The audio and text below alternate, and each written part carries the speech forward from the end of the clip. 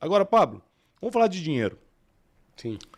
Dinheiro, para você parece fácil, para a maioria dos brasileiros é difícil. Uhum.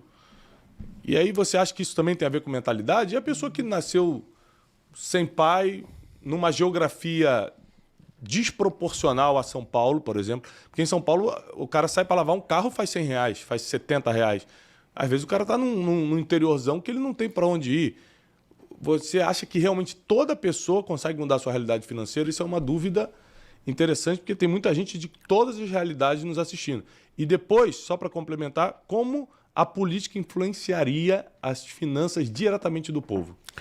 Cara, quando você fala assim, qualquer um consegue? Claro que não. A pessoa tem que deixar de ser qualquer um primeiro, é a premissa. Se ela entender que ela é qualquer um, ela não vai conseguir. Tem 3 coisas que você tem que lutar na sua vida para sempre investir e sempre mudar de nível. Conectar com gente, ambiente e frequência. Ou troca essa palavra por vibração. Gente, frequência e vibração. Eu lembro de você, alguns anos atrás, sei lá, 8 ou 9, assistindo você falando uma palestra, não sei o que, negócio de sabedoria. Aí eu fiquei assim, mano, será que esse cara entende o que ele tá falando? Ficava assistindo de longe ali, nunca te vi. Aí eu vi um vídeo seu. Eu lembro de ver o Paulo Vieira falando, mentaliza. Eu falar, que papo é isso, mano? Por que esses caras ficam falando isso? Só pra você ver os questionamentos. A primeira coisa quando eu ouvi foi de... Isso não é resistência, porque ignorância gera resistência também. Tudo na vida tem o sentido bom e o sentido ruim. O estresse, por exemplo. O estresse bom é o que eu pego o ferro e levanto. Vou pra academia. Vai liberar neuroativador, o cortisol. Você vai... O estresse vai te fazer ficar mais forte. Agora os outros ficam alucinando na sua cabeça. Você não der conta de usar isso é negativo. A resistência negativa é fruto da ignorância. Não, eu não vou nem ouvir, eu nem gosto. Eu nem gosto do Brunet porque ele mistura dinheiro com Deus. Aí depois que descobri, tem 2.000 passagens falando de dinheiro na Bíblia, a pessoa vai ter que pedir desculpa. Então, assim, o dinheiro, ele é emocional. Só que antes dele ser emocional, no cenário físico, ele é uma energia de troca. Vocês estão assistindo, vocês vão anotar assim, ó, dinheiro é energia de troca. Por quê? Porque eu tenho uma indústria de garrafa. Esse aqui tem uma indústria de copo. Se eu quiser comprar 1 milhão de garrafas, se não tivesse o dinheiro, eu ia ter que trocar o equivalente em taças. Talvez 100 mil taças em 1 milhão de garrafas. Só que eu quero comprar só as garrafas e o cara não interessa nisso. Então a gente troca por esse negócio aqui, chama pecúnia, que é o dinheiro, o valor monetário. Então eu produzo, troco por essa energia, carrego essa energia para mim para poder comprar esse microfone, comprar essa mesa, comprar o que eu quiser sem ter que fazer troca. Dinheiro é isso. Olha em Gênesis, Deus não criou o dinheiro. Deus criou a riqueza. Riqueza é diferente de dinheiro.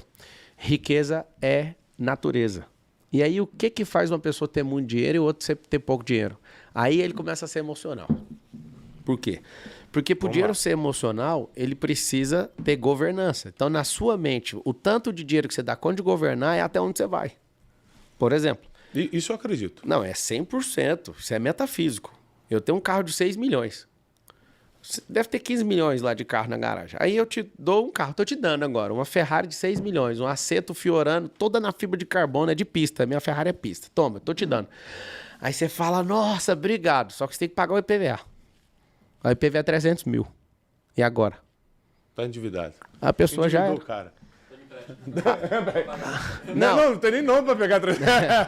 Ó, o Runes fazendo conta. 300 mil é só o IPVA. Se ela der um pipoco na bateria, é 40 mil pra arrumar. Só a bateria dessa Ferrari. Eita. Por que eu tô te falando isso? Você imagina que tem gente que ficou feliz, Brunet, quando eu falei, toma o carro de graça.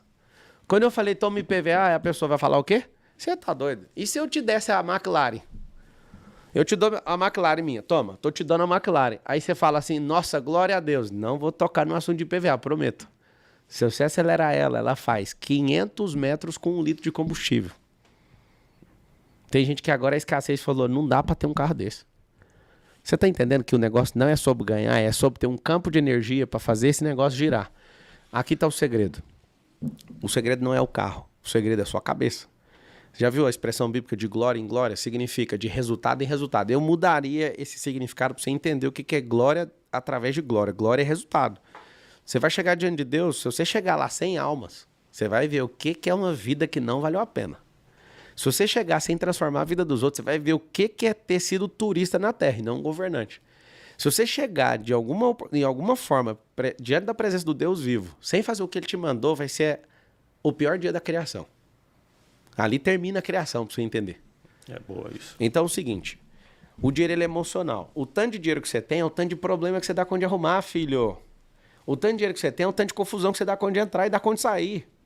As pessoas, ô Bruno, vão ser lembradas por duas coisas. Os problemas que elas criaram e os problemas que elas resolvem. E os problemas que você resolve, você sempre vai ser mal pago por resolver. Mas os que você cria sempre vai fazer você ser pioneiro, porque você criou um problema. Vamos dar um exemplo aqui. Esse celular aqui é uma máquina de 10 bilhões de dólares. Quem criou? A Apple. Na pessoa do Steve Jobs.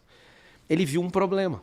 O problema é que todo mundo pirava para uma máquina chamada... Como é que chamava aquele celular de 25 teclas lá? O BlackBerry.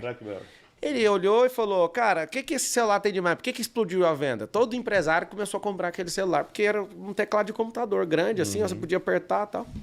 Aí a galera, não, é pelo tanto de teclado. Ele falou, então vamos criar um problema. Eu quero um celular com a tecla. O que todo mundo fez? Riu. Do mesmo jeito que riram do Henry Ford quando ele falou que ia criar o V6. E ele falou assim, vocês são engenheiros? São. Então vocês sentam na bancada ali, só vem falar comigo o dia que esse motor estiver pronto. 6 meses depois, os caras chegam com o motor, porque eles falavam que tinha que fazer em 2 blocos. Esse cara aqui, o Steve Jobs, com essa máquina custou 10 bilhões de dólares para desenvolver ela nesse estado aqui, tá bom? Seu cérebro não dá conta de ganhar disso aqui. Então, eu depois vou te dar uma sugestão sobre isso. E você tá ficando pobre porque você tem uma máquina de 10 bilhões na mão e não sabe usar. Você é usado com ela. Isso. Mas vai ouvindo. Esse cara criou o maior problema e todo mundo pirou. Falou assim, poxa, conseguimos. O Steve Jobs viu. Deixa eu contar um segredo, conta pra ninguém que eu vou falar. Se a sua mente vê, é porque existe. Nunca mais conte isso pra ninguém, tá bom? Se a sua mente vê, funciona. Alguém fala, não tem como ir pra Marte. Eu só sei que você não vai, que a sua mente já tá fora, tá bom? Quem viu, vai. Quem não viu, fica de fora. Você imagina explicando pro índio como é que a caravela saiu de Portugal e chegou aqui. Aí o cara da caravela tava importante, falando, nós chegamos de Portugal. Aí como é que eu conto pro cara da caravela que depois de alguns anos ia atravessar, ao invés de ser 60 dias de caravela, ia atravessar em 8 horas de avião. Aí o cara pega o avião a primeira vez, no século passado. Como é que eu conto pra ele, nós vamos atravessar em 40 minutos com o foguete?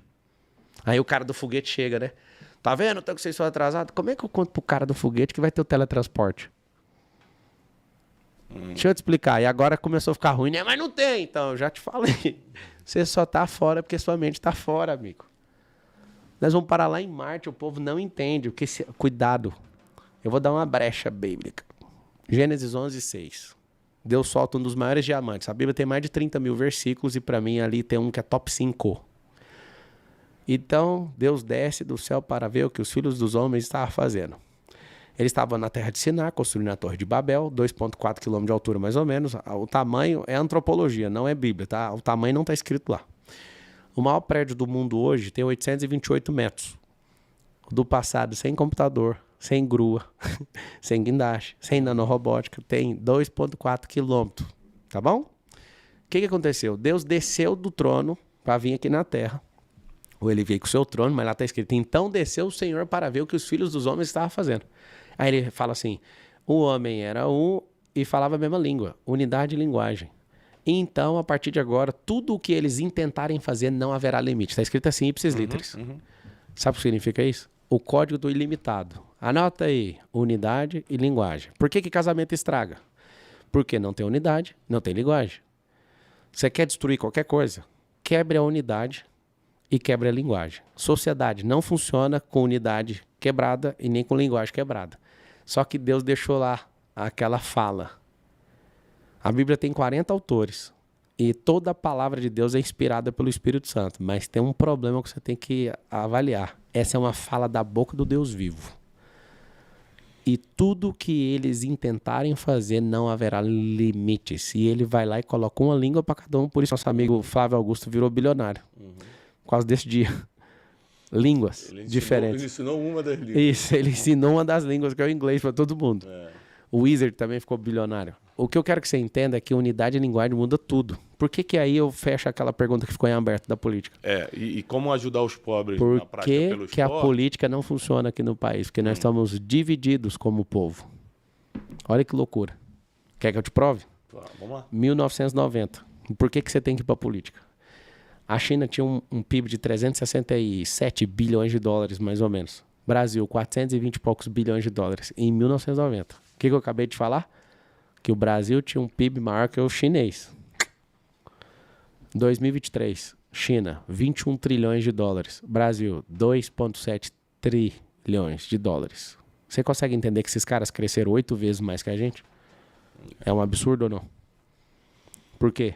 Porque lá tem uma só língua e unidade. Não vamos discutir modelo político. Lá, o próprio chinês, eu tenho negócio lá, eles falam o seguinte: uma nação, 2 sistemas. Enquanto eles não investiram no metacapitalismo ali, não andou. Em 3 anos, a China usou mais concreto que os Estados Unidos da América em 100 anos. Você consegue entender a gravidade dessa informação? Aí você pergunta, como que a gente vai mudar a vida dos outros? Você imagina alguém que senta numa cadeira política e fala assim, ó, vamos provocar o maior mutirão que já foi visto. Pegar esse tanto de gente que não faz nada e colocar eles em mutirão. Você imagina o prefeito de São Paulo pegando, por exemplo, os 41 mil imóveis que a prefeitura tem e começa a perguntar essas áreas para construir casa para as pessoas que ajudaram a construir essa cidade. Aqui é a cidade mais nordestina do mundo. Não tem nenhuma cidade no Nordeste que tem mais nordestino que São Paulo. Aqui é o lugar onde tem mais italiano fora da Itália. Ou seja, aqui é o lugar onde os povos se encontraram. Concordo. Certo? Agora vamos para o propósito de São Paulo. Começada dia 25 de janeiro de 1554. Como é que começa a cidade? Com oração. 13 jesuítas começam a orar ali no Marco Zero de São Paulo, que é a Sé.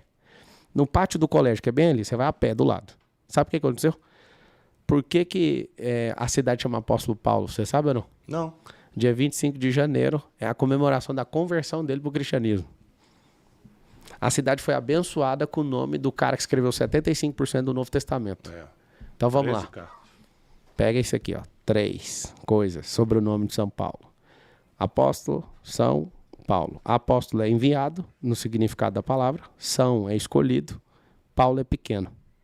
Alguém que começou pequeno, debaixo de uma profecia, de uma palavra, de uma oração, e homenageando um cara que era muito bom e que ele recebeu essa conversão, certo? Olha o que é a cidade hoje. O povo árabe veio para cá ensinar comércio, o israelita disrupção, o povo japonês tecnologia, a inteligência artificial, o povo chinês. Todos os povos vieram da Terra para onde? Para a cidade mais poderosa do hemisfério sul. Não tem outra mais poderosa, não é América Latina. É porque as pessoas aqui não entendem. A parte do meio da Terra para baixo é São Paulo. Olha que loucura.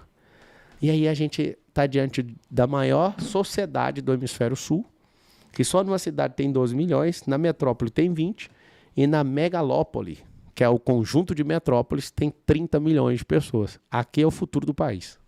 Aqui tudo gira mais rápido. Aí você me perguntou, como é que faz para mudar a mente das pessoas?